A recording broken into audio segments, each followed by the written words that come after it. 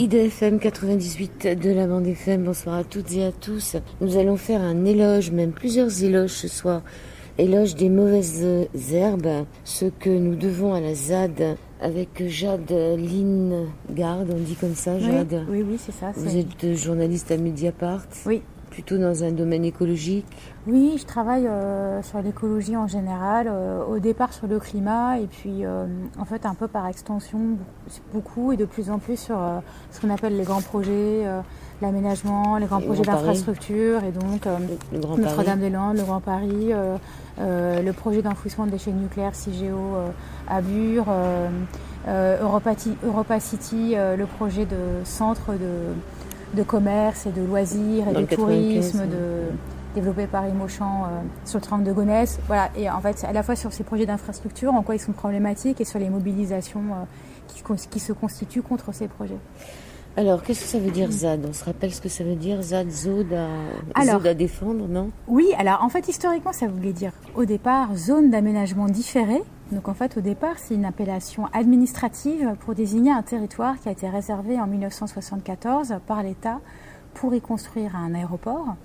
Donc dans le bocage de la périphérie nantaise. Et de cette appellation administrative est né un mouvement politique, on peut dire, une mobilisation politique, puisque ce terme un peu barbare de ZAD a été réapproprié par les occupants de cette zone qui l'ont désigné de multiples noms, zone à défendre, zone d'autonomie définitive, avec chacun est libre ensuite de laisser cours à son imagination, mais c'est vraiment un exemple très typique de réappropriation d'un terme de l'ennemi par un mouvement d'opposition. Ça commence en 1974 et on espère que ça ne se finit pas en 2018. Puisque ce livre, vous l'avez fait, donc vous l'avez coordonné, il s'est fait un peu en urgence. Oui, tout à fait. En 3 mois. Enfin, même non, en 3 mois. J'exagère, en 3 semaines. En 3 semaines, dans la foulée de l'évacuation partielle de la ZAD, qui s'est passée donc en 2 temps, mais qui a commencé début avril. Et donc c'est celui qui a eu l'idée, je crois que c'est le directeur des Liens qui libèrent. Oui, alors en fait l'historique de la chose en effet c'est ça, c'est-à-dire Henri Trubert, le directeur des Liens qui libèrent, avait été très frappé par 2 textes qu'il avait lus dans l'Obs.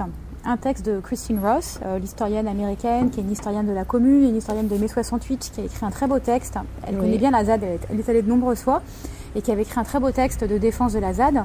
Et également un autre texte beaucoup plus inattendu, écrit par un philosophe théologien, qui s'appelle Olivier Abel, et qui disait, je connaissais pas la question de la ZAD jusqu'à présent, mais je suis frappé par ces images de déploiement de force et de technologie contre des personnes qui cultivent leurs terres et construisent leurs cabanes. Et donc il en fait un texte, je trouve hyper intéressant, qui est une éloge de la ZAD comme lieu de vulnérabilité, où on peut se permettre d'être vulnérable.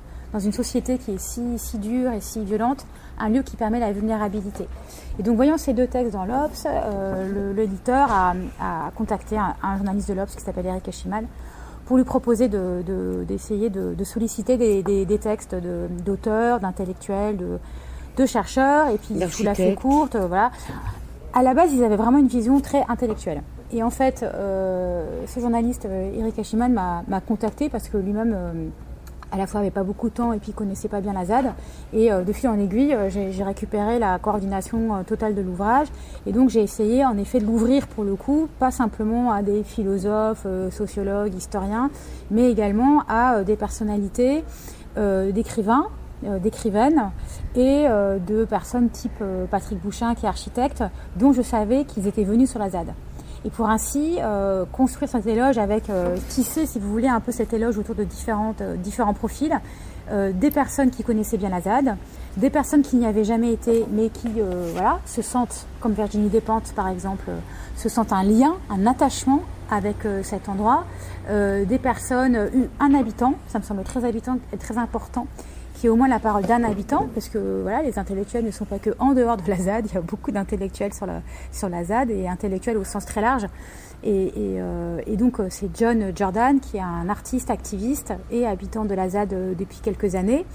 Et ça me semblait aussi très important qu'il y ait des auteurs internationaux, parce qu'en fait l'expérience de la ZAD est regardée depuis l'étranger, et c'est pas du tout uniquement une expérience franco-française, ni même une expérience provinciale, comme certains le disent parfois, certains détracteurs le disent parfois. C'est une expérience qui est regardée. C'est pas la suite du Larzac. Disons que c'est à la fois dans cette filiation, il y a très clairement une filiation avec le mouvement du Larzac, mais c'est aussi autre chose. Et cette autre chose, il s'inscrit tout aussi bien et de manière tout aussi forte dans la continuité du mouvement du Chiapas et des mouvements zapatistes, dans la continuité, ou en tout cas ou en lien, en familiarité, en compagnonnage avec ce qui s'invente dans le Rojava. Il y a plein de liens avec différentes expériences d'autogestion. C'est ce qu'on trouve en début de livre avec le texte de David Graeber, par exemple. Donc David Graeber est un anthropologue américain qui a accédé à une grande notoriété il y a quelques années en écrivant un texte sur les bullshit jobs. Qui auparavant avait écrit ce livre très impressionnant, je trouve hyper intéressant, sur la dette, une histoire de la dette. Bon, bref, il se trouve que David Graeber est par ailleurs également un anarchiste, un penseur et un militant anarchiste, et donc se trouvait au Rojava au moment où, avec John Jordan, qui le connaît bien, nous l'avons contacté tous les deux pour lui proposer d'écrire la préface du livre, et ce qu'il a fait depuis là-bas. Alors racontez un peu le Rojava. C'est une ville, c'est un... Alors bon, moi le Rojava, j'y suis pas allée.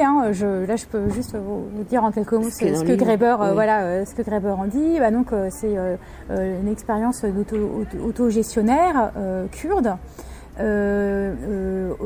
Aux confins de la Turquie et de la Syrie et de l'Irak, vraiment dans ce Kurdistan que certains appellent de leur vœu, là où c'est très très chaud. Et en fait, il y a une enclave autogestionnaire, autonome, qui s'est mise en place. Et donc aujourd'hui, on a un État qui s'est mis en place sur la base de règles d'autonomie.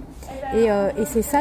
Mais en tout cas, c'est une expérience politique qui est très importante aux yeux de Graeber, et il y voit des liens avec ce qui se passe sur la ZAD, c'est-à-dire la question de s'organiser sur un grand espace géographique sans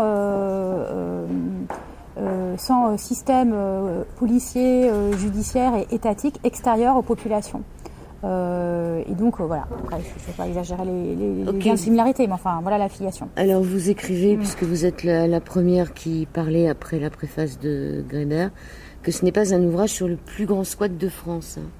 C'est sûr, c'est pas un ouvrage... Oui, c'est-à-dire que le plus grand squat de France, c'est parfois une expression qui a été utilisée pour désigner la ZAD et qui a un côté comme ça un peu simpliste, parce que en fait la ZAD, comme le savent toutes les personnes qui s'y sont rendues, c'est pas du tout un espace homogène.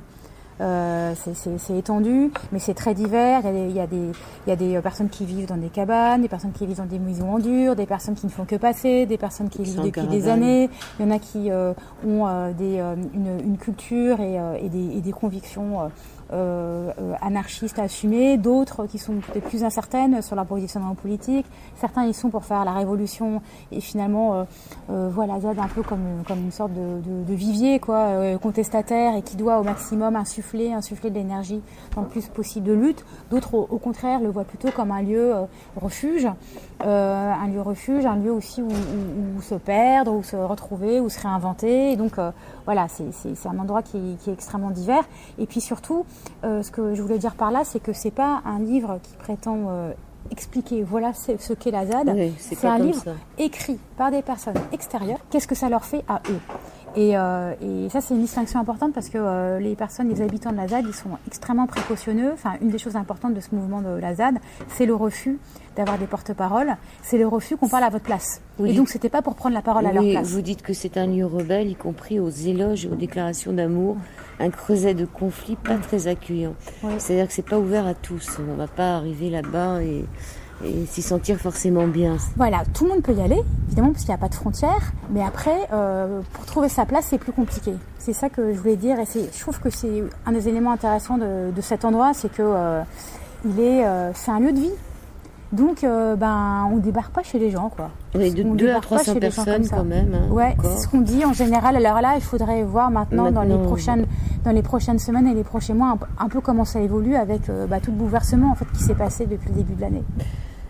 une dizaine de lieux de vie, jusqu'à 70 lieux de vie. J'avais entendu une émission qui disait qu'il y avait des enfants qui étaient nés là-bas. Oui, Enfin, ouais, tout à fait. ça commence à... Il y a des enfants, il y a des personnes âgées, il y a des animaux, il y a des humains, il y a des Français, il y a des étrangers. Les habitants et les habitantes sont divers. Et chacun porteur de... Voilà. C'est ça qui est assez beau, quoi. C'est c'est un festival de subjectivité, parfois très radical, parfois vraiment très très libre, très hors norme, très hors cadre. Et en même temps, tous ces gens, dans leur immense diversité, étaient réunis par un ennemi commun qui était l'aéroport de Notre-Dame-des-Landes.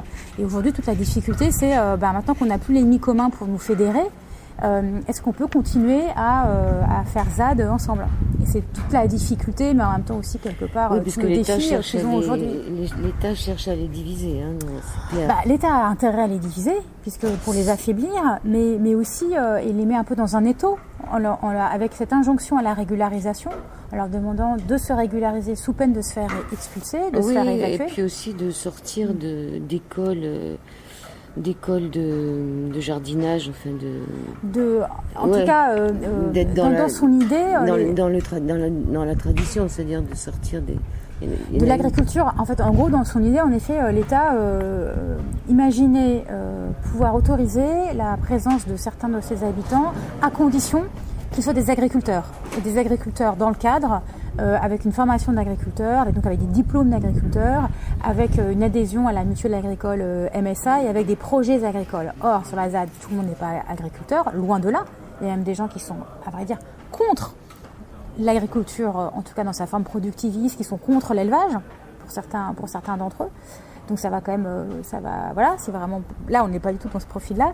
Et puis on a des gens qui veulent pratiquer, qui se disent d'abord plus paysans qu'agriculteurs, paysannes et paysans, et qui justement s'inscrivent complètement contre le modèle de l'agriculture productiviste, qui est celui porté par la FNSEA, le syndicat agricole majoritaire sur le département, qui pourrait, dans les mois, années qui viennent, se retrouver plus ou moins en charge d'une très grande partie de la ZAD. Et en gros, c'est très important à mon avis de bien comprendre ça, parce que en fait, la bataille de la ZAD n'est pas du tout terminée. Il y a une première bataille qui est terminée, c'est celle contre l'aéroport, qui a été gagnée contre l'aéroport. Par contre, commence aujourd'hui une autre bataille, qui est celle contre le système productiviste agricole, qui avec ses pesticides, ses produits chimiques, son manque de réflexion sur l'élevage bovin, et d'une certaine manière une forme d'activité aussi destructrice pour les sols, pour la biodiversité et pour les terres que l'aurait été un bâtonnage aéroportuaire. Or, cette dimension-là, cette nouvelle bataille de Notre-Dame-des-Landes, enfin en tout cas de la ZAD, elle est peu perçue de l'extérieur parce qu'on a eu tellement les yeux rivés sur « Oh, la ZAD, qu'est-ce qui va se passer? Est-ce qu'ils vont rester ensemble? Est-ce qu'ils sont encore là ?» etc. qu'on n'a pas encore peut-être complètement perçu l'importance de cette bataille, mais elle est capitale. Ce qui est difficile, c'est que évidemment, elle va entraîner une recomposition des acteurs, des associations. La CIPA, l'association historique des opposants à l'aéroport, va se dissoudre. Enfin, tout ça est en train de se recomposer. Des gens de la ZAD vont partir. C'est certain, ils ne voudront pas du tout vouloir rentrer dans le cadre de cette normalisation imposée par l'État. D'autres peut-être vont arriver pour porter cette nouvelle bataille. Et donc voilà, on est vraiment dans un moment, à mon avis, de grand bouleversement. Et les Landais et Notre-Dame des Pentacates ont retourné, nous on te veut du bien, plus de maison, plus de boulot, mais des bombes lacrymo qui explosent des innocents et les condamnent pourtant. Combien coûtent nos joujoux, nos hôtels, tous ces frais, nos moyens déployés pour les mettre à genoux, car de les voir ainsi, ils finissent par comprendre pour certains que Vinci et l'État peut tout prendre. Pourquoi on ne sait pas, mais eux le savent bien, les jambes écartées, on fait moins le malin, on nous a dit d'y aller, alors on a foncé, nous on n'est pas chez nous, alors qu'est-ce qu'on s'en fout? Et puis on est armé, on passe à la télé, nous on a de la fierté, on va les tabasser. Ils disent qu'ils ont rien fait, mais nous on les croit pas. Ce qu'on nous dit, nous on le fait, et c'est bien mieux comme ça. Ne pas se poser de questions, ne pas regarder les gens, car dans leurs yeux au fond, ils sont innocents. C'était des paysans, traînés dans la poussière. Vinci vole, viole la terre, et nous et nos enfants, car ce sont nos sœurs, nos frères, nos parents, qu'on expulse, exproprie contre de l'argent, l'argent de nos impôts, nous pauvres que l'on traite, on a payé plein pot, mais de quelle monnaie? L'État leur a tout prix, leur terre, leur droit, leur vie. La loi n'existe plus, la violence a vaincu.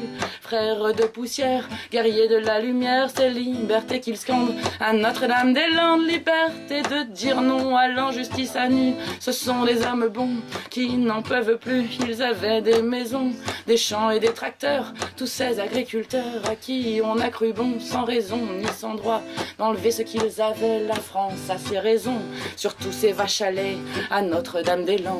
Le massacre continue, la terre triste tremble et elle s'exténue. Nous sommes ces soldats, ces défenseurs ardents, la rose entre les dents, rouge du sang des bois. Les bois ne pleurent pas, ces pauvres ingénus, ils murmurent tout bas que notre monde tue et quand de trop pleuvoir, les gorges sont trop sèches de voir ces abattoirs au nom de tout leur prêche, ces abattoirs de vie, caveaux de leur massacre et ces cachots qu'ils sacrent, qui cachent leur barbarie. Ils n'ont aucun respect des faibles, des opprimés. Ils pensent que la monnaie achète la liberté, mais ils se sont trompés, ces fous furieux en l'heure. La terre n'est pas à vendre, nous ne sommes pas des leurs, et nous sommes des millions et bientôt des milliards. Et face à leurs canons, nous entonnons l'espoir de travailler l'envie d'un monde meilleur où l'on ferait moins d'heures pour partager nos vies, une autre vie que celle qu'on veut nous imposer, une belle société qui nous donnerait des ailes,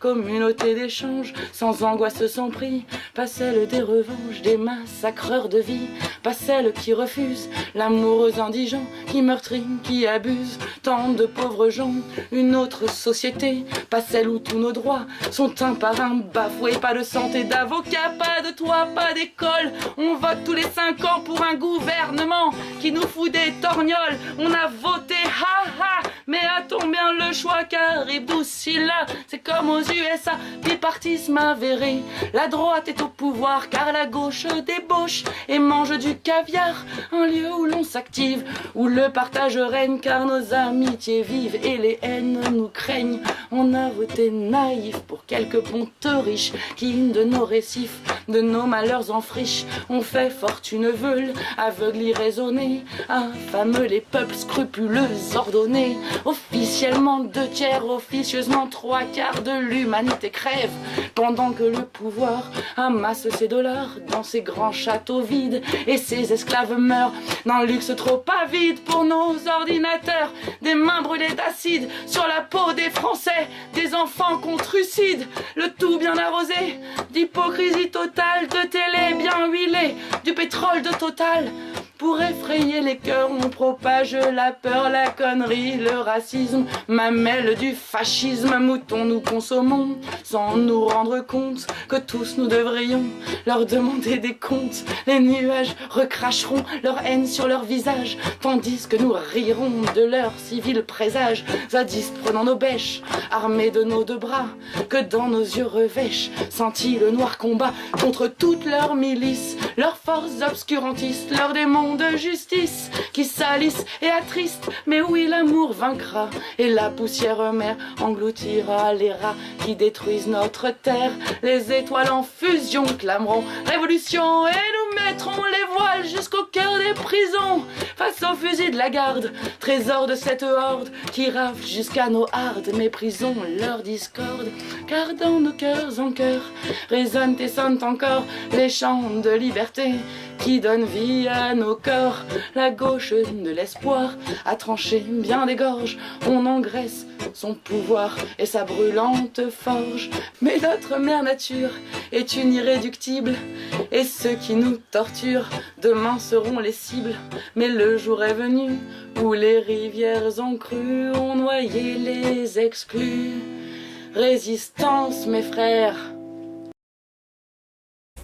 Alors Virginie Despentes est auteure et réalisatrice. Je pense que c'est celle qui m'a le plus choquée dans le livre, hein. C'est parce qu'elle est assez, c'est vraiment une activiste elle. Hein. Elle dit que c'est la brèche ouverte par l'expérience de Notre-Dame-des-Landes, l'idée qu'il est possible et important d'inventer des espaces de vie alternatives. Mais elle dit aussi que ça fait comme une brèche dans les ténèbres de la propagande unique. Elle dit qu'il y a des alternatives et que c'est sûr qu'en tout cas, au pire, c'est ce que vous disiez juste avant, Jeanne, Jeanne Lingad, vous disiez que au pire, ils font des expériences, au pire, ils laisseront une terre vivable. C'est ça. En fait, ça, je trouve que c'est important ce qu'elle dit C'est là, l'idée, ouais. Virginie Despentes, parce que c'est une idée qu'on trouve d'ailleurs dans toute une série d'autres contributions du livre. C'est le fait que des personnes extérieures, qui ne vivent pas sur la ZAD, disent c'est vachement important qu'il existe des endroits dans notre société où on peut essayer autre chose. On peut expérimenter autre chose. Il y a vraiment, et ça c'est un des fils rouges à mon avis du livre, c'est ce désir d'alternatives et d'endroits où on puisse les mettre en pratique, ces alternatives, et où on puisse, pourquoi pas les rater, quoi. Pourquoi pas qu'elles échouent, mais au moins qu'elles puissent advenir, quoi. Et donc vraiment, on sent un désir hyper fort de soupape, quoi, de soupape par rapport à un système, voilà, très oppressant économiquement et politiquement. Et ça, je trouve que c'est, moi, je suis étonnée en fait. Je m'attendais pas à ce que cette dimension-là de la ZAD soit à ce point perçue par des personnes extérieures et qu'elles se disent, du coup, à ce point en solidarité, que ça soit à ce point important et cher à leurs yeux, qu'elles soient prêtes à ces personnalités à prendre la plume pour les défendre, quoi, avec ces quelques mots. Mais oui, c'est un des enjeux politiques, quoi, clairement. Elle poursuit après un texte, peut-être que je lirai par la suite, sur aussi les vieux, qui m'a beaucoup choquée, mais qui m'a beaucoup parlé aussi. Elle dit aussi de commencer à demander des espaces d'autogestion et de coopérative pour les précaires qui sont inutiles au système et qui préfèrent vivre autrement que servir de cobayes ou d'armoire à organes pour riches. C'est-à-dire que oui, on a tous ces gens qui sont... on voit tous ces gens dans la rue, déjà il y en a peut-être qui aimeraient se remettre... au lieu de quémander dans la rue, peut-être retourner un peu dans les campagnes. C'est une question que je me pose. Oui, c'est-à-dire que... Les précaires. Ça, c'est déjà, effectivement, sur la ZAD, c'est une des beautés de cet endroit, c'est que c'est un endroit d'accueil quasiment inconditionnel. Oui, il y a même des immigrés. Donc, si on veut venir y vivre, je veux dire, et pas passer en touriste, comme je disais tout à l'heure, sur la question de ne pas toujours être mal accueilli, c'est par rapport aux gens de passage qui viennent voir un peu, ou même les journalistes dont je fais partie, qui viennent voir, qui viennent essayer de sucer un peu de cette moelle-là, quoi. C'est ces gens-là qui ne sont pas forcément très bien accueillis. Par contre, ceux qui sont un peu en galère, qui sont passés par la rue, qui sont passés par les foyers, qui sont passés par les centres sociaux, qui sont passés par les squats, qui trouvent pas leur place dans la société, soit qu'ils ne la veulent pas, soit que la société leur refuse, ceux qui ont fait un peu de tôle, ceux qui ont trop bu, ceux qui ont pris trop de drogue, enfin un peu tous ces gens-là, quoi, un peu cassés par la vie, et bien ces gens-là, ils peuvent trouver, en tout cas ils pouvaient trouver leur place sur la ZAD. C'était un endroit vraiment de refuge de ce point de vue-là. Un des lieux de la ZAD, et je le dis sans vraiment aucune volonté de stigmatisation, qui s'appelle la Grée, a été justement un lieu de ce type d'accueil pour tous ces profils de personnes et où, loin de la situation de personnes marginalisées traitées par des politiques sociales, ont été au contraire dans l'invention de refabrication, de cohabitation avec des personnes que ici on pourrait considérer comme désocialisées. Et donc un truc aussi, une sorte de critique en pratique et en direct du travail social comme forme de contrôle. Donc un refus du contrôle social, pour dire les choses peut-être plus clairement. Un refus du RMI aussi. Alors, un refus du RSA pour certains, mais pas pour tous. C'est-à-dire que là, moi, en tout cas, j'ai observé toutes les situations sur la ZAD, des personnes qui perçoivent le RSA, des personnes qui le refusent, des personnes qui le partagent. Donc, je sais pas, 3-4 personnes qui vivent sur un même RSA, des personnes qui l'ont touché mais qui le veulent plus. Bon, voilà, plein de situations différentes en fonction aussi de où est-ce qu'on en est, de son projet de vie, de sa projection. Il y a quand même beaucoup de gens très jeunes sur la ZAD qui se projettent pas forcément à beaucoup d'années en avant. Mais ce que je voulais aussi dire à cette question de la présence des précaires, c'est qu'il y a une autre idée qui est très forte sur la ZAD, qui est le fait que ce qui compte, c'est pas ce que tu dis, c'est ce que tu fais.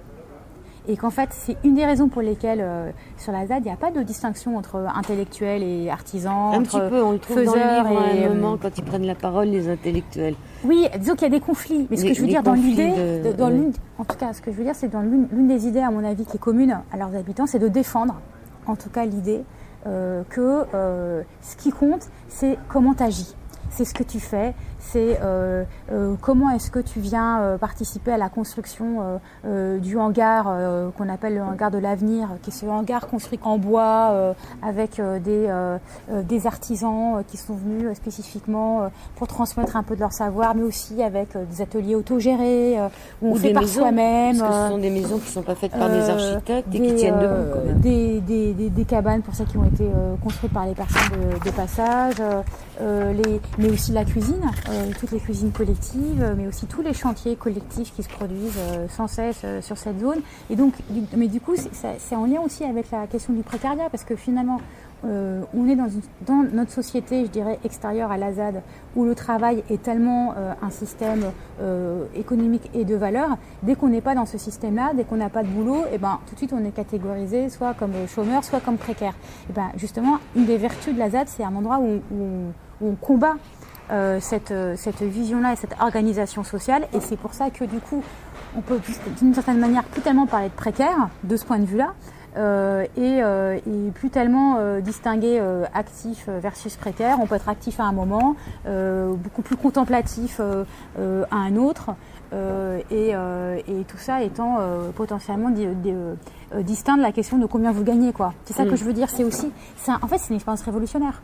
Et c'est une expérience révolutionnaire jusque dans cette manière de vivre. Et qui dérange beaucoup l'État. Il y a le chercheur interdépendant, co-auteur avec Raphaël Steven de Comment tout peut s'effondrer, qui écrit que son interprétation personnelle de la ZAD, c'est qu'elle est un radeau formé par la jeunesse qui veut survivre à une époque où la vie en ville, où sont amassés la majorité des humains, ne permet plus à cette jeunesse de se projeter dans une vision de l'avenir. C'est comme un radeau quand même, c'est-à-dire c'est comme un dernier espoir. Il y a même cette phrase extraordinaire, une autre fin du monde est possible. Ça, j'adore cette phrase. Macron était allé voir Trump et lui avait dit en se moquant qu'il n'y avait pas de planète B. Ouais. Et pourtant, on ne peut pas dire qu'il soit un grand défenseur de la ZAD, puisque c'est quand même sous son régime, on peut dire un peu, qu'il a envoyé la plus grande opération de police en France depuis au moins mai 68 pour un coût de 400 000 € par jour. Ça a duré combien de temps ? En fait, il y a eu 2 vagues. Donc, il y a une première semaine, en gros 9 avril, et une deuxième semaine un petit peu après. Mais ça, c'était pour les moments les plus intenses d'intervention, mais avec un dispositif de gendarmes qui a continué. Donc des gendarmes qui sont toujours présents, donc là moins présents. Mais donc l'opération en elle-même n'est pas complètement terminée, même si là aujourd'hui, là, le jour précis où on se parle, c'est beaucoup moins important qu'auparavant. Mais on va dire, ça va du 9 avril à je ne sais pas, début juin. En gros, le cœur de l'intervention des gendarmes. Donc là, le truc, c'est qu'il faut bien voir... 11 000 grenades quand même, hein, ça fait beaucoup. Hein. C'est énorme. Mais il avait commandé... C'est énorme, il y a eu des blessés très graves. Il avait commandé un gros stock quelque temps avant. Il s'est bien réarmé avec ça, Oui, et puis manifestement, ils ont aussi écoulé des vieux stocks. Notamment la Gli F4, la grenade qui a blessé... Non, qui n'est pas interdite, c'est la grenade off qui est interdite, c'est celle qui avait tué Rémi Fraisse. Oui. Mais par contre, on a... encore en service une autre grenade également explosive, mais pas offensive. C'est ça la différence avec celle qui a tué Rémi Fraisse. Mais une grenade explosive qui a blessé très gravement un jeune homme, Maxime, qui a perdu j'ai un peu compris. Il y en a un qui a perdu une main parce qu'il a voulu la renvoyer. Non, qui a perdu sa main. Oui, mais c'est parce qu'il a voulu la renvoyer, c'est blessé pour la ramasser. Oui, mais c'est pas son pied, il a perdu sa main, Maxime, sur la ZAD. C'est à Bure qu'un jeune homme a perdu presque son pied l'année dernière. Des scènes de guerre, des tanks envoyés contre les habitants de la ZAD qui n'avaient aucune arme. Il y avait une disproportion absolument spectaculaire et vraiment très effrayante entre les moyens mis par l'État en termes de tanks, en termes de nombre d'hommes, en termes d'armes, donc de gaz lacrymogène, de grenades explosives, de grenades de désencerclement. Et face à eux, des personnes, des civils pas armés. C'est-à-dire qu'en fait, il n'y a pas d'équivalent dans l'histoire récente de la police d'une opération de ce type. C'est-à-dire envoyer des tanks contre une population civile dans une démocratie, il n'y a pas d'équivalent. À votre avis, c'est pour envoyer un message comme quoi on n'est plus en démocratie ? Non, je pense pas que ce soit l'intention de l'État. Je pense que l'intention du gouvernement, c'était de dire que il n'est pas possible en République française, de vivre autrement, d'accepter un espace qui fasse autrement. C'est-à-dire, il n'est pas possible de supporter un espace qui vit sans État, sans police, sans système judiciaire ou dans l'autonomie. Il n'est pas supportable que des personnes soient des paysans hors cadre. Mais c'est vraiment le cœur de cette réponse de l'État.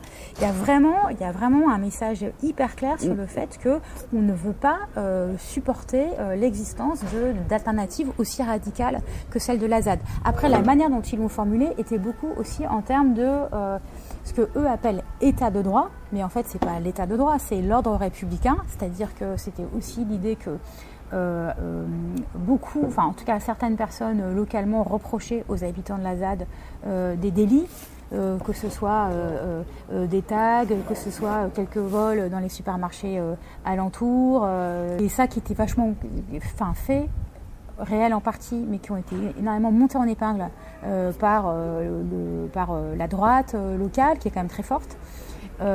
Et aussi, il y avait un autre message, à mon avis, peut-être un peu plus souterrain de la part du gouvernement, qui était qu'il fallait qu'ils fassent passer dans leur camp politique la pilule de l'abandon de l'aéroport. L'abandon de l'aéroport a été hyper mal vécu par beaucoup d'élus, et on peut le comprendre. Parce qu'il y avait de l'argent en jeu. Oui, et puis aussi parce que cet aéroport avait été validé par une consultation locale qui, en 2017, ou 2016. 16, oui, c'était avant lui. En 2016. C'était avant lui. C'est ça, tout à fait. En 2016, avait quand même avait voté majoritairement l'acceptation de l'aéroport. Or, le gouvernement a décidé de passer outre. Et donc, pour faire accepter ça à des élus, des tenants de la démocratie représentative, il y avait une contrepartie politique nécessaire, et cette contrepartie, c'était l'évacuation de la ZAD. Ce qu'on peut voir, qui est quand même, à mon avis, assez intéressant, c'est que l'État a renoncé en réalité à la ZAD complètement. Initialement, ils auraient voulu se débarrasser complètement de cet endroit. Or, ils n'ont pas pu. Parce qu'il y a eu une résistance.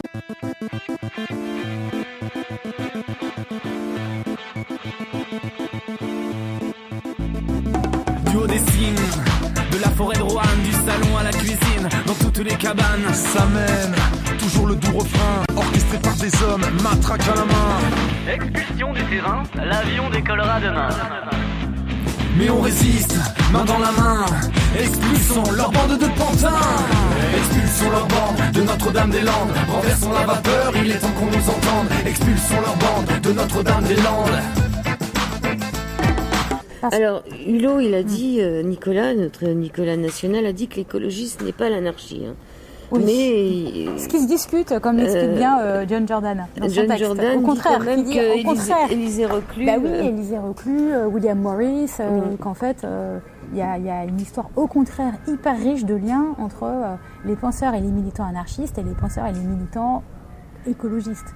Donc c'est hyper biaisé de la part de Hulot de dire ça, et c'est vraiment une forme de greenwashing caractérisé, quoi. De prétendre qu'il n'y a pas de lien entre écologie et anarchie, c'est pas vrai. Il y a des liens.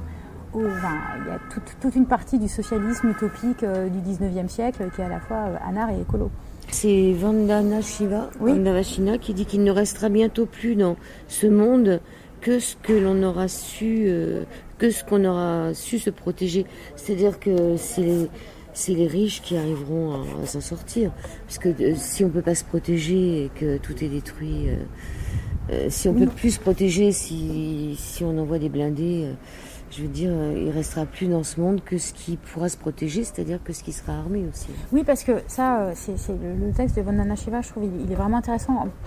Elle est venue sur la ZAD. Vandana Shiva, c'est une chercheuse, une militante indienne, anti-OGM, qui défend la libre circulation des semences et la culture des semences paysannes, et donc beaucoup contre Monsanto, contre la brevetabilité du vivant, etc. Et effectivement, elle, je pense que ce qui l'a beaucoup touchée dans la ZAD, c'est le fait que ce soit aussi une expérience de culture vivrière. Donc cultiver, pas pour produire, pas pour vendre sur les marchés, mais pour vivre de ce que l'on sème. Et donc la ZAD n'est pas autarcique, l'a jamais été, et puis ils n'ont jamais trop eu, à ma connaissance, de projet d'être complètement autonomes pour leur alimentation. Par contre, le fait de dire, nous on défend une agriculture, une paysannerie vivrière avant tout et pas du tout un projet commercial, ça c'est hyper important. Vivrière et solidaire. Par exemple, depuis plusieurs mois, il y a tout un réseau qui s'appelle le réseau des cagettes d'éther, donc aux deux sens, d'éther, de la terre, et d'éther au sens déterminé, qui permettent ainsi à des paysans du coin, mais notamment de la ZAD, d'apporter aux grévistes de Loire-Atlantique, notamment il y a eu tout un mouvement dans les agences de poste de Loire-Atlantique à partir de la rentrée 2017, et de leur apporter un peu de bouffe, un peu de produits de la campagne pour les soutenir dans leur grève. Et c'est vraiment l'idée de faire des cultures qui servent à ça et pas à s'enrichir. Donc c'est là où c'est en lien avec un Shiva de l'agriculture qui sert à enrichir les actionnaires des multinationales. On est vraiment dans un contre-modèle par rapport à ça. Comparaison avec un monastère. Ça, c'est Olivier Abel. Ouais. Il dit, je pense d'ailleurs que de tout temps, les grandes inventions ne se sont pas faites au cœur des sociétés, mais à leur marge. Le feu, par exemple, aurait été inventé par des petits campements de jeunes marginaux chassés de leur tribu. Donc, c'est pas c'est très intéressant. Ça, c'est vraiment la fécondité, la créativité de la périphérie. Et c'est clair que ça, on le voit sur la ZAD à tout point de vue. Enfin, la créativité des constructions, mais la créativité des formes de réunion, la créativité, des barricades, la créativité, le hangar de l'avenir qui a été construit, donc auto-construit en bois, magnifique, il y a 2 ans. Il est sculpté de partout. Si on le regarde de loin, on voit que sur son toit, les ardoises ont été disposées de telle manière qu'on puisse lire le mot ZAD en le regardant sur un certain angle.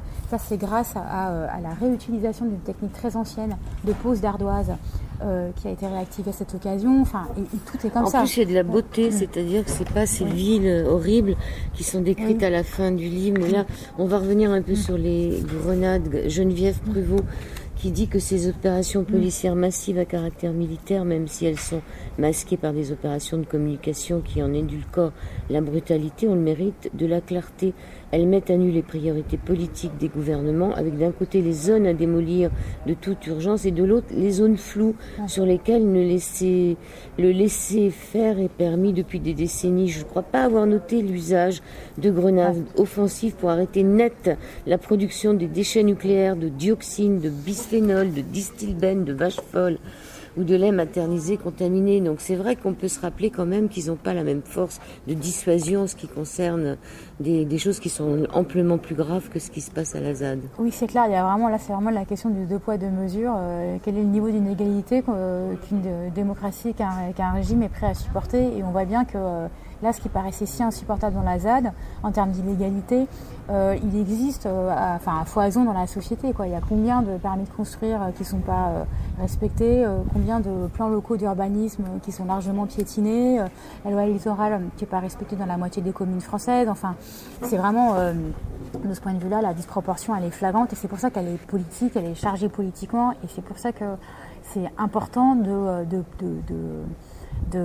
penser ce qui se passe sur la ZAD, même quand on n'y vit pas. Moi, je pense que c'est une question politique en plein, parce que c'est un révélateur hyper parlant des options politiques de notre régime, mais au sens pas uniquement de notre gouvernement, d'un projet de société. D'un projet de société aujourd'hui qui est quand même dans un moment hyper conservateur et autoritaire. Alors elle poursuit, qu'est-ce qui se trouve en ligne de mire des blindés et des crocs des pelleteuses? La ZAD n'a rien d'un camp paramilitaire d'entraînement pour survivalistes ultra-violents. Ça n'a rien à voir avec le mouvement du survival. Là. Non, alors c'est intéressant parce qu'en fait, en vrai, il y a quand même des choses qui ressemblent. C'est-à-dire l'idée d'apprendre à se débrouiller tout seul dans la nature. Pas avoir d'électricité, trouver des points d'eau. Voilà. Ça se ressemble quand même de ce point de vue-là. Après, à mon avis, ce qui est très différent, c'est que les survivalistes, ils se préparent à la fin du monde, alors que quelque part, les gens de la ZAD, ils sont déjà dans l'après-monde. Donc c'est pas du tout le même rapport à la temporalité. Et puis par ailleurs, le projet de la ZAD, il est avant tout un projet d'accueil, un projet de solidarité, un projet de camaraderie, alors que le survivalisme, c'est un projet paranoïaque, et puis de défense de soi contre les dangers du monde. Ils sont armés aussi pour qu'on ne vienne pas leur prendre leur bouffe. Donc c'est quand même très différent. Garde la paix.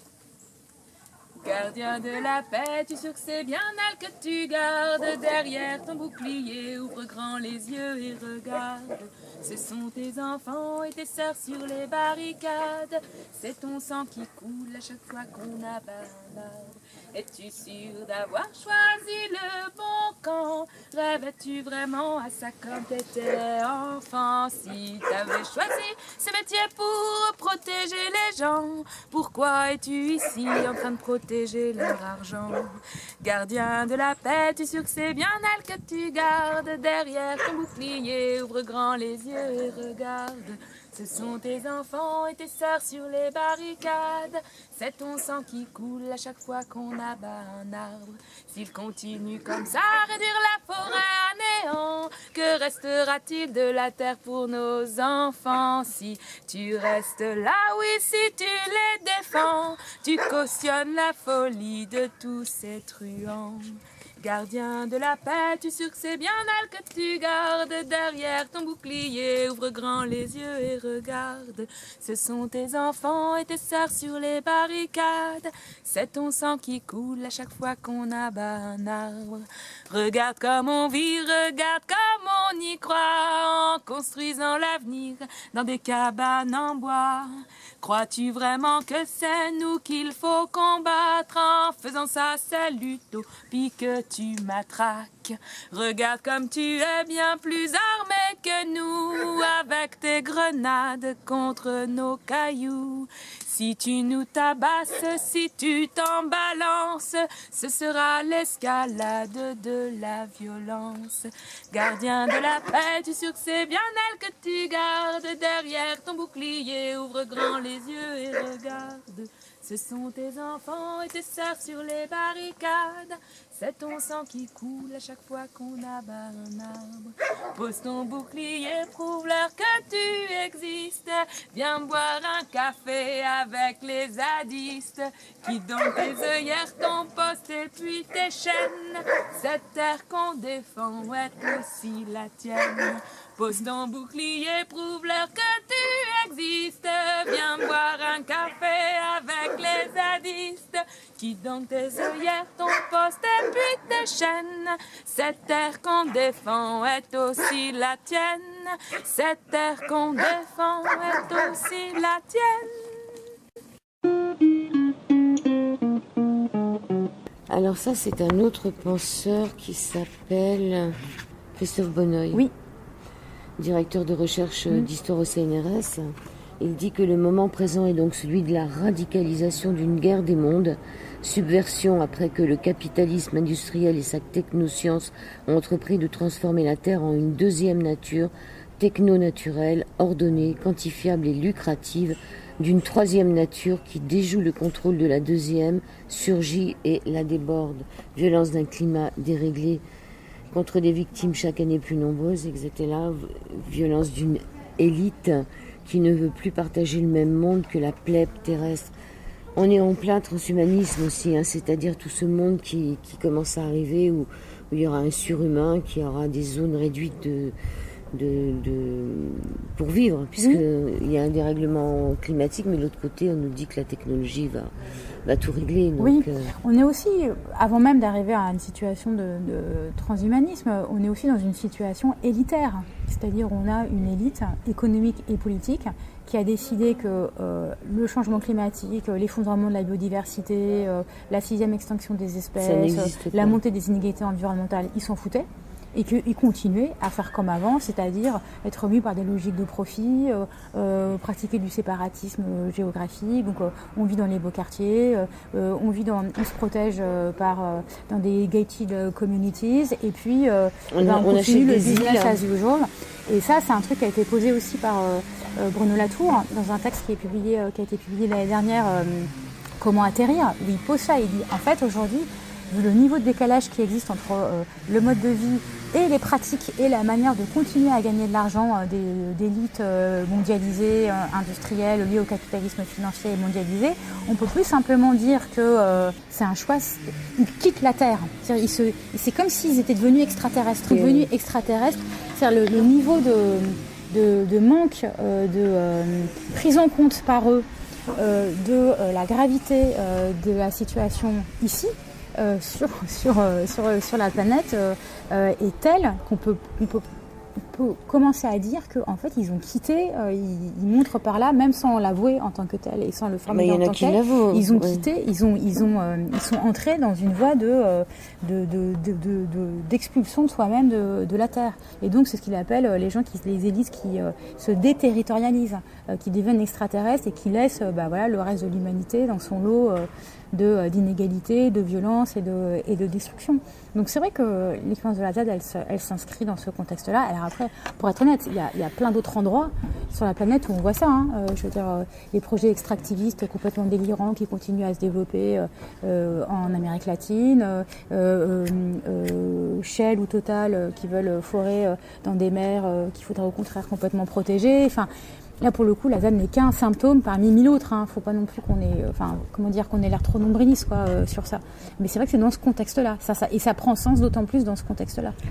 Il y a un très beau chapitre sur les jardins ouvriers de Nathalie Quintane, très joli, qui dit que maintenant, à la place des jardins ouvriers, elle dit: avant-hier, j'étais à Saint-Étienne, un ami m'a montré les jardins ouvriers sur les collines près des HLM, des cabanes toutes différentes, aux hublots étranges, en planches, en tôle, etc. De quoi regarder pendant des heures avec le sentiment qu'on ne pourra jamais faire le tour. Plus loin, d'autres parcelles se succédaient avec des abris de jardin, Jardiland et la même poubelle verte.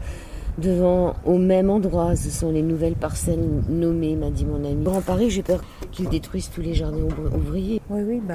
C'est pour ça que, encore une fois, la logique d'aménagement du territoire qu'on voit, qui avait conduit au projet de Notre-Dame-des-Landes et qui conduisent aujourd'hui à la volonté d'expulser la ZAD, en fait, on les retrouve à l'œuvre dans plein d'autres endroits de France, et effectivement, notamment du Grand Paris. Et c'est pour ça que là, pour le coup, il y a des liens vraiment intéressants à réfléchir avec la lutte du Triangle de Gonesse contre le projet d'Europa City, qui défend aussi au nom des communs. C'est un des trucs forts de la ZAD, c'est les communs. C'est au nom de quoi est-ce qu'on prétend empêcher les travaux qui ont fait l'objet d'une déclaration d'utilité publique. C'est au nom de la défense des communs. Et les communs, c'est quoi ? C'est l'importance de l'air qu'on respire, de l'eau qu'on boit, de la terre qu'on peut fouler, la cohabitation avec d'autres espèces vivantes et pas que les humains. Et les mêmes choses sont dites sur le Triangle de Gonesse contre le projet d'Europa City. Les mêmes choses sont dites à Bure contre le projet d'enfouissement de déchets nucléaires. J'aimerais bien qu'on finisse l'émission sur Bure, justement. Qu'est-ce qui s'y passe en ce moment ? Parce que Bure, on peut rappeler que c'est une ville dans l'Aude. Oui, c'est un village. Il y a 35 habitants. C'est un tout petit village dans la Meuse. Dans la Meuse. Dans la Meuse, donc dans l'est de la France. C'est un tout petit village où doit être construit un site d'enfouissement à 500 mètres de profondeur. Les déchets les plus radioactifs et les plus dangereux du système nucléaire français. Donc c'est en gros un peu la poubelle nucléaire, comme disent les opposants, mais c'est vrai que c'est vraiment ça, c'est-à-dire c'est tout ce qui arrive à la fin du cycle nucléaire français. Et donc ce qui se passe actuellement, c'est qu'il y a un mouvement d'opposition qui s'est développé depuis quelques années. Voilà, qui passe notamment par l'occupation d'une forêt, le bois, le jus, mais aussi par l'installation dans cette campagne désertée, abandonnée par tous, d'une nouvelle génération de militants et de militantes qui s'installent, qui deviennent paysans boulangers, qui ouvrent un fournil, qui s'installent en maraîchage pour justement recréer de la vie et de la biodiversité et là où il y en avait protéger la forêt. Et pour protéger la forêt. Et ces gens aujourd'hui font l'objet d'une politique répressive extrêmement intense. Il y a eu beaucoup de perquisitions, il y a eu des gardes à vue et aujourd'hui il y a des personnes qui sont mises en examen pour association de malfaiteurs. Donc le même qualificatif qui avait servi, si vous vous souvenez, contre le groupe de Tarnac, une fois qu'avait été abandonné le qualificatif de terrorisme. Donc on est là face à avec un avocat qui a été perquisitionné et placé en garde à vue, donc face à des situations de fragilisation de l'état de droit qui sont très très inquiétantes.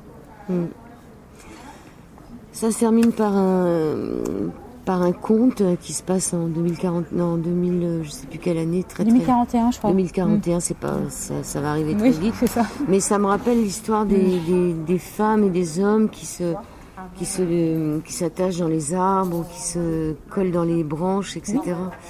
Ça existe, ça, c'est pour protéger les forêts. Oui, bien sûr. Vandana Shiva a été une militante de ce mouvement en Inde qui entourait les arbres pour empêcher leur abattage.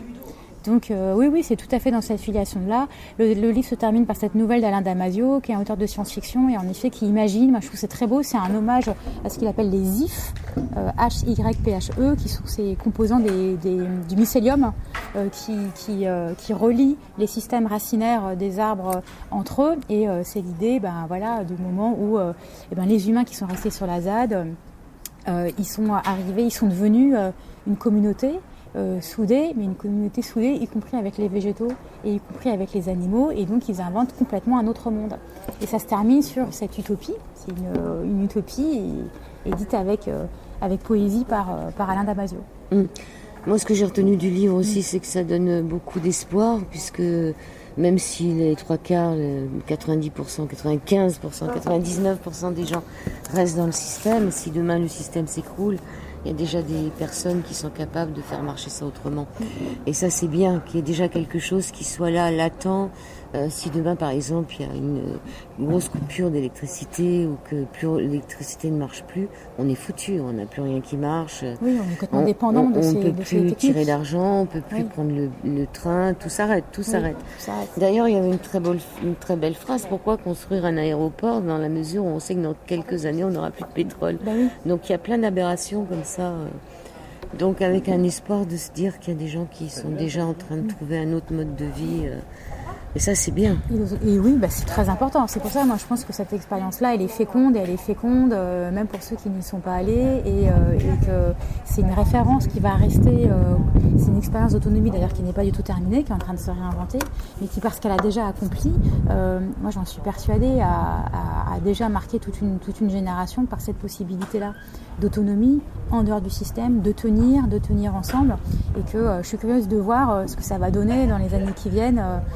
Inventées par d'autres, des formes sans doute de politique qu'on ne peut pas tout à fait imaginer aujourd'hui, mais qui auront été façonnées par cet imaginaire. Et ça, moi, j'ai vraiment hâte de voir ce que ça va donner. Ah, c'est gaulois. Je vous remercie, Jade. Merci beaucoup. Jade Lingard, vous avez écrit. J'ai publié un bouquin en 2004 sur le climat, qui s'appelle Je crise climatique. Justement sur la question de la subjectivité, comment nos subjectivités sont bouleversées en situation de changement climatique. Et puis précédemment, d'autres projets, un livre collectif sur les invisibles. On avait appelé La France invisible avec Stéphane Beau, qui est un sociologue. C'est les pauvres. Pas que justement. On l'a fait en 2006, donc il faudrait revoir les catégories aujourd'hui, mais.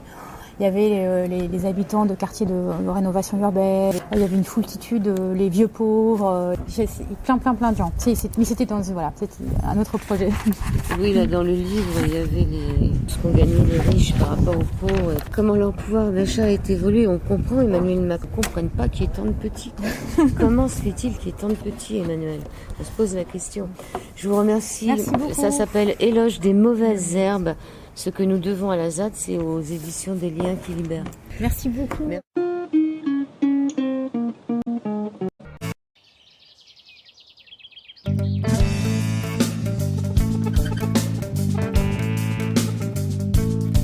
On veut du silence et du temps, on veut sortir à la lumière, on veut cultiver nos enfants, on veut cultiver nos terres. On veut du silence et du temps, on veut sortir à la lumière, on veut cultiver nos enfants et on veut cultiver nos terres. Notre-Dame des landes de terre, Notre-Dame des chemins de long, Notre-Dame des oiseaux de terre, Notre-Dame des livres et des sons. Notre-Dame des landes de terre, Notre-Dame des chemins de long, Notre-Dame des oiseaux de terre, Notre-Dame des livres et des sons. On ne veut pas de temps, on ne veut pas de temps de fer pour les avions. Il n'est plus temps, on ne veut pas de votre enfer. Notre-Dame des fils de fer, Notre-Dame des routes et des ponts, Notre-Dame des oiseaux de fer, Notre-Dame des bêtes à béton.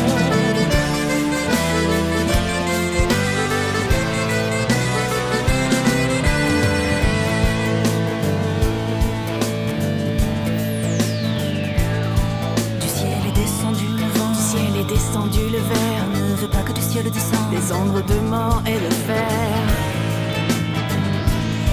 Du ciel est descendu le vent, du ciel est descendu le verre, on ne veut pas que du ciel descende des cendres de mort et de fer. Pas de piste aux oiseaux de fer, pas de fer en place des oiseaux. Que c'est triste un monde sans chair, que c'est cher un monde de sots. Pas de piste aux oiseaux de fer, pas de fer en place des oiseaux. Que c'est triste un monde sans chair, que c'est cher un monde de sots. On ne veut pas de temps, on ne veut pas de temps de fer. Pour les avions, il n'est plus temps, on ne veut pas de votre enfer. Notre-Dame des fils de fer, Notre-Dame des routes et des ponts, Notre-Dame des oiseaux de fer, Notre-Dame des bêtes à béton.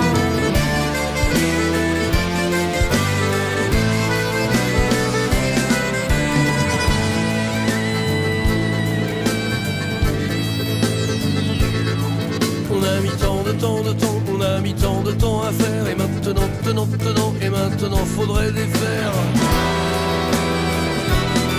On a mis tant de temps, on a mis tant de temps à faire. Et maintenant faudrait défaire.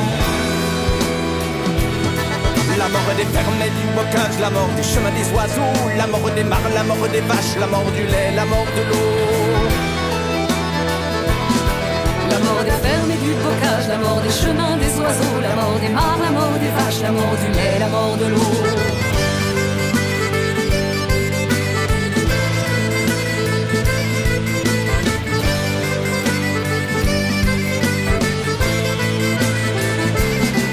On ne veut pas de temps et temps, on ne veut pas de temps de fer pour les avions. Il n'est plus temps, on ne veut pas de votre enfer à Notre-Dame.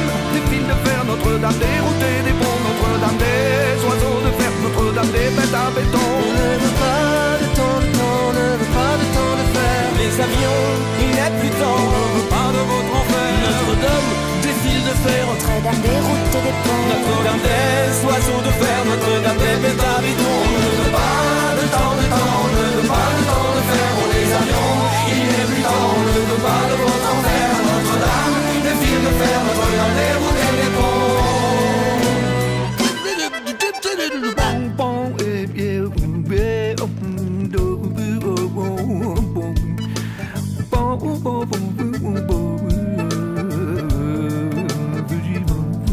L'autre jour en m'y promenant, j'ai vu le vol d'une hirondelle, j'ai vu qu'elle avait du tourment. L'autre jour en m'y promenant.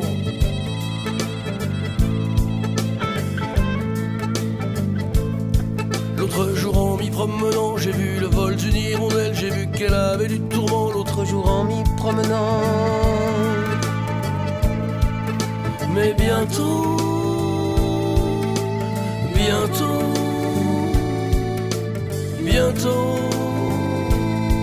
bientôt le retour du printemps.